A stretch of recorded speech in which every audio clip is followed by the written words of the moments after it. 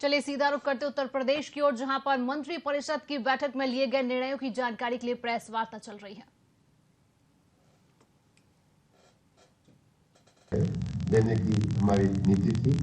Non Bundelkhand area में 10% या अधिक से अधिक 10 करोड़ रुपए देने की पॉलिसी थी, और जो MSME सेक्टर के लिए थी वो नॉन बुंदेलखंड में 5% या मैक्सिमम 5 करोड़, और बुंदेलखंड एरिया में 7.5% या 7.5 करोड़। आप समझ सकते हैं कि 5 करोड़ या 5%, 10 करोड़ या 10% का मतलब ये हुआ कि अगर कोई व्यक्ति 100 करोड़ रुपया लगाता है तो उसको 10 करोड़ तो मिल गया, उसके ऊपर लगाने का उसको कोई आकर्षण नहीं रहता था।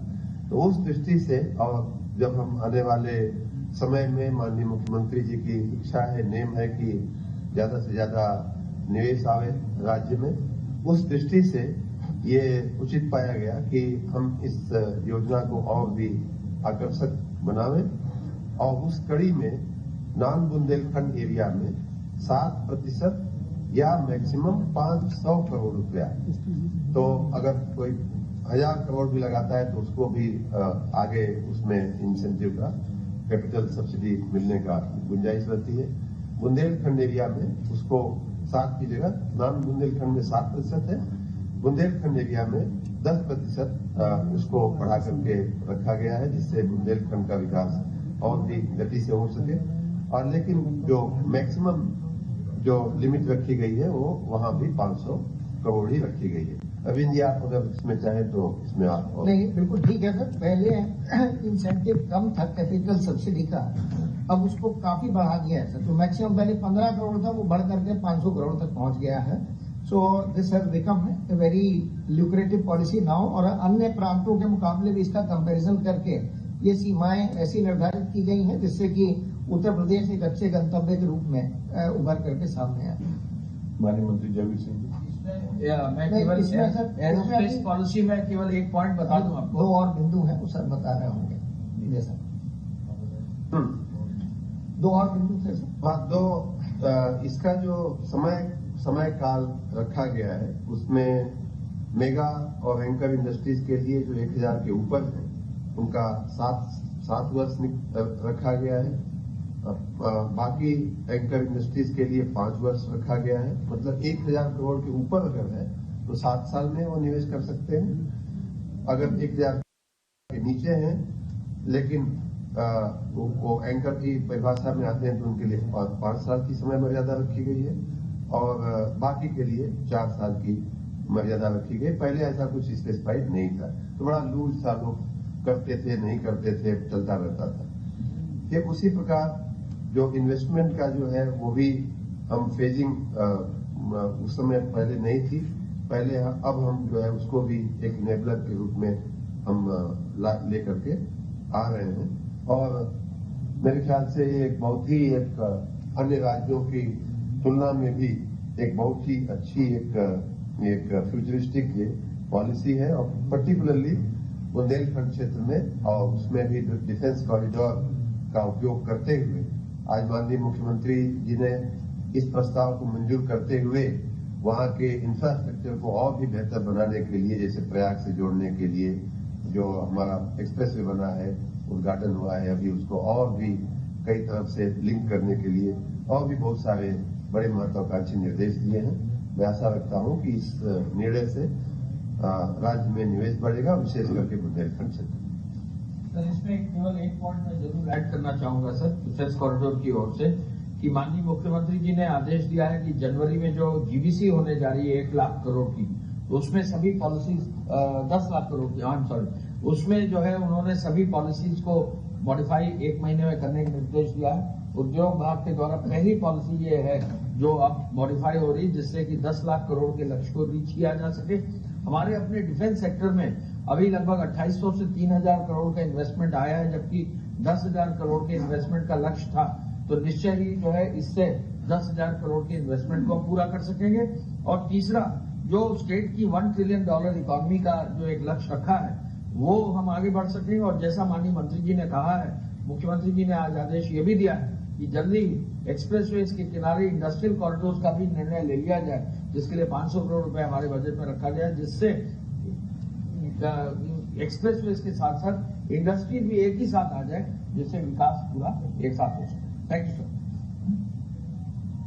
उत्तर प्रदेश में पर्यटन की अच्छी संभावनाओं की दृष्टि से इको टूरिज्म बोर्ड का गठन बहुत लंबे समय से चिर प्रतीक्षित था, क्योंकि अंतर विभागीय ये कई विभागों को जोड़ के ये व्यवस्था होनी थी।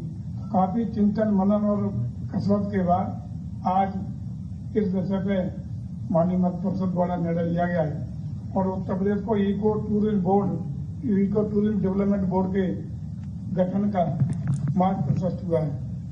इससे जो प्राकृतिक ऐतिहासिक विरासत की दृष्टि से जो उत्तर प्रदेश के समृद्ध इतिहास को परिभाषित करता है, जिसमें विविध पर्यटन आकर्षणों की दृष्टि से उत्तर प्रदेश को भारत का सबसे महत्वपूर्ण राज्य बनाने में जिसकी महत्वपूर्ण भूमिका है, और इससे घरेलू पर्यटकों और विदेशी पर्यटकों के आवागमन की दृष्टि से उत्तर प्रदेश में जो आज द्वितीय और तृतीय स्थान प्राप्त है, उसको और हम लोग बेहतरी के साथ इको टूरिज्म गठन बोर्ड गठित होने के बाद हमें लगता है कि हम देश में प्रथम स्थान निश्चित रूप से पालेंगे और अपने गौरवमयी ऐतिहासिक, सांस्कृतिक और धार्मिक विरासतों, समृद्ध प्राकृतिक संपदाओं की दृष्टि से उत्तर प्रदेश में जो असीम संभावनाएं विद्यमान है, जिससे हम लोग राष्ट्रीय और अंतर्राष्ट्रीय स्तर पर प्रचार प्रसार किए जाने के लिए आवश्यकता भी है। और आज हम पर्यटन विभाग,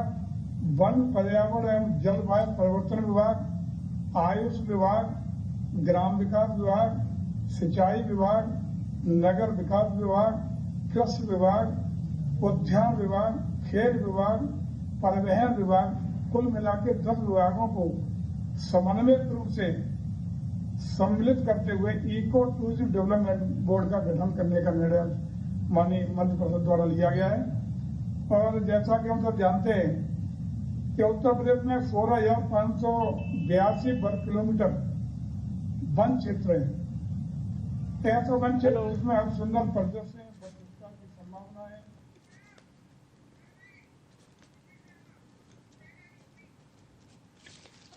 तो इस खबर में और जानकारी देने के लिए हमारे साथ स्टेट हेड यूपी शिशिर शर्मा जी जुड़ चुके हैं। तो शिशिर जी, इको टूरिज्म बोर्ड के गठन का आज मार्ग प्रशस्त हुआ है, क्या कुछ कहेंगे आप इसके बारे में? देखिए, आज यूपी कैबिनेट की लोक भवन में मुख्यमंत्री की मंत्रिपरिषद के साथ मीटिंग हुई थी जी। इसमें आबकारी, स्वास्थ्य, पर्यटन समेत कई विभागों की मंत्री इसमें शामिल हुए थे और इसमें 16 अहम प्रस्तावों को सर्वसम्मति से मोहर लग गई। इसमें डिफेंस कॉरिडोर को नई नीति मंजूरी मिली है। वहीं लखनऊ को कुकरेल नाइट सफारी के लिए मंजूरी मिली है जी। इसी तरीके से ऊर्जा के 3 निगम को मर्जर कर एक निगम बनेगा। उसका उत्पादन भी जवाहर विद्युत निगम व जल विद्युत निगम लिमिटेड का विलय करने का निर्णय लिया गया है। गुड गवर्नेंस के लिहाज से फायदा होगा। राज्य विद्युत वितरण निगम के नई जो कंपनी बनेगी उसका नाम होगा राज्य विद्युत वितरण निगम और इस तरीके से जो पुरानी 3 कंपनियां थी उनका मर्जर हो जाएगा और उसका 2 नई 3 कंपनियां हमेशा के लिए समाप्त हो जाएंगी। लखनऊ के कुकरेल में जू स्थानांतरित होगा। जो मौजूदा जू मुख्यमंत्री और अपने विधानसभा के बिल्कुल बगल में है, उसको समाप्त करके कुकरेल में नया जू बनाया जाएगा और यहाँ के प्राणी उद्यान के जितने भी जानवर हैं वो सारे के सारे वहाँ स्थानांतरित कर दिए जाएंगे। इसके अलावा इको टूरिज्म बोर्ड का गठन कर दिया गया है। इससे एक बड़ा फायदा ये होगा कि उत्तर प्रदेश जो टूरिज्म विभाग है उसमें कई विभाग थे, अलग अलग डिपार्टमेंट के लोग अलग अलग तरीके से अपने उसका वो करते थे, तो अब उसको बदल के एक नई कार्य संस्कृति प्रदेश में लाई जा रही है। अब पर्यटन से संबंधित जितने होटल बनने होंगे, पर्यटन में कहाँ कहाँ नया डेवलपमेंट होना है, उसका जो खाका है वो पर्यटन निगम इको टूरिज्म विभाग बना के देगा और उसके बाद सरकार उस पर काम करेगी। शिवांगी जी, सीएम ने ऐसा भी कहा है कि जनवरी जीबीसी में जो 10 लाख की पॉलिसी है उसको 1 महीने में मॉडिफाई किया जाएगा।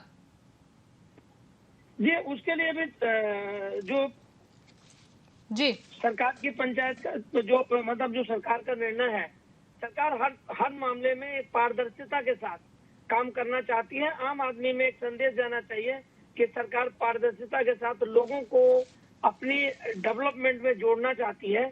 ये इस नई पॉलिसी के तहत ये भी होगा। शिवंगी, इसके अलावा बुंदेलखंड में निवेश करने को 500 करोड़ रुपए की कैपिटल सब्सिडी भी जी सरकार अगले 5 से 7 साल में तय समय में देगी। और प्रतापगढ़ में मानधाता नई नगर पंचायत का गठन भी सरकार ने किया है। इस तरीके से प्रतापगढ़ में जो 3 नगर पंचायतें थी उनको बढ़ा के 4 कर दिया गया है। और जो सब्सिडी है वो पहले 15 करोड़ से अब 500 करोड़ तक पहुंच गया है। जी, जो सब्सिडी थी पहले 15 करोड़ थी जी। उसको बढ़ा के सरकार ने 500 करोड़ तक करने का निर्णय लिया है। इस जी। तरीके से सब्सिडी के द्वारा सरकार डेवलपमेंट के काम और ज्यादा बढ़ाना चाहती है। जी शिशिर जी, तमाम जानकारी साझा करने के लिए बहुत बहुत शुक्रिया।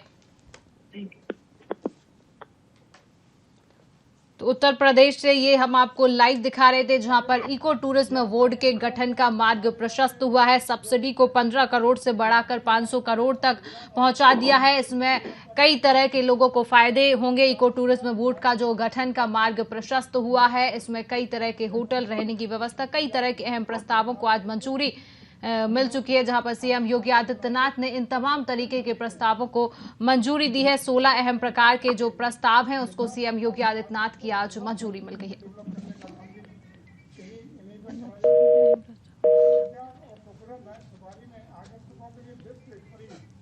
सुविधाएं भी डेवलप करने का